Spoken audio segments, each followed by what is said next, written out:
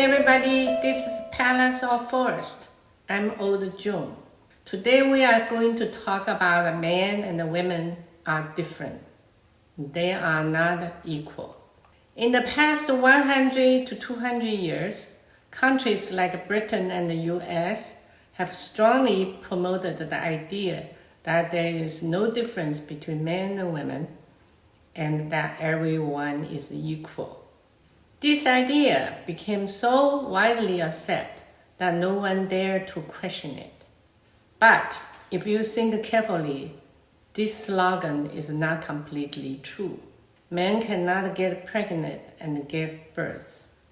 Generally, men are bigger, taller, and physically stronger than women. Male hormones make them more aggressive, brave in fightings, and less likely to be bothered by emotional issues. This is very different from women's gentle and caring nature.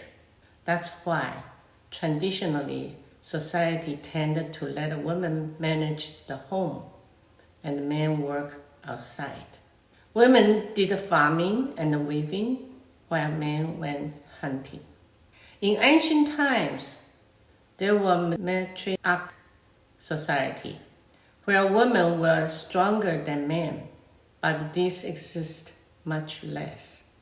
A few African tribes might still have them, but they are disappearing. In China's 4,000 to 5,000 years of history, the imperial exam system began in the Sui dynasty around AD 550 and growing during Tang dynasty. For the next 1500 years, this system was the main way to choose government officials.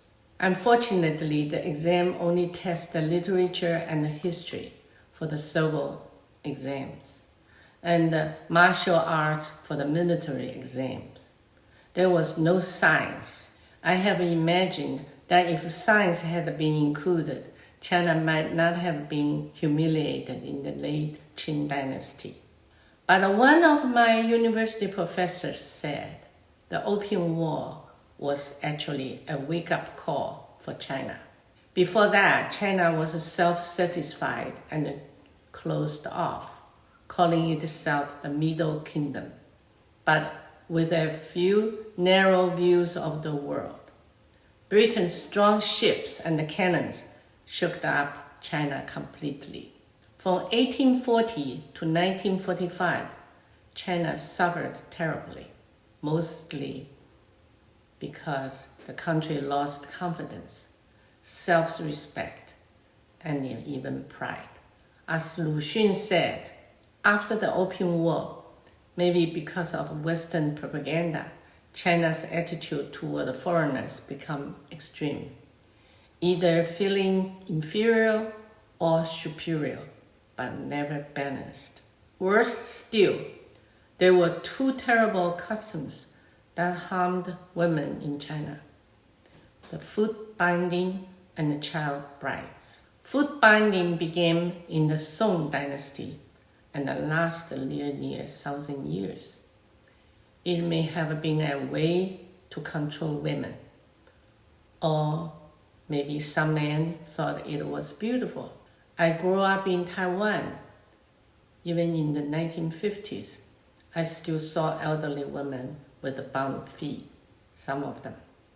So the customs had not been completely disappeared yet. They said only girls from wealthy families had bound feet, because poor families' girls needed to work in the field. We don't know exactly how many women were affected. I guess in the Ming and the Qing dynasties, maybe 40% of Han Chinese women had bound feet. The Manchus did not practice this.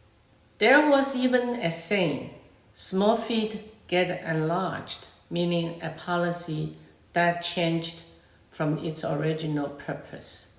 It came from women who unbound their feet after Republic of China was founded, That's 1911. But their feet were already deformed and damaged, so they couldn't return to normal. The phrase also been used sarcastically as for child bride. In some poor rural area, families would marry a young girl to their son before he was grown. In reality, this was just getting a free servant labor. The girl, usually from a poor family, would work hard in the household for many years, and when the boy grew up, she would become his wife. This was a cruel tradition. Between 1850s and the 1940s, China was very poor. I guess maybe 20% of women were child brides. Just recently, I saw a news story from Taiwan about a woman in her 90s who took her biological family to court, asked for compensation. She had been a child bride. She won the case. Hopefully, such case will not happen anymore. We stop here. I hope you like it. See you next time.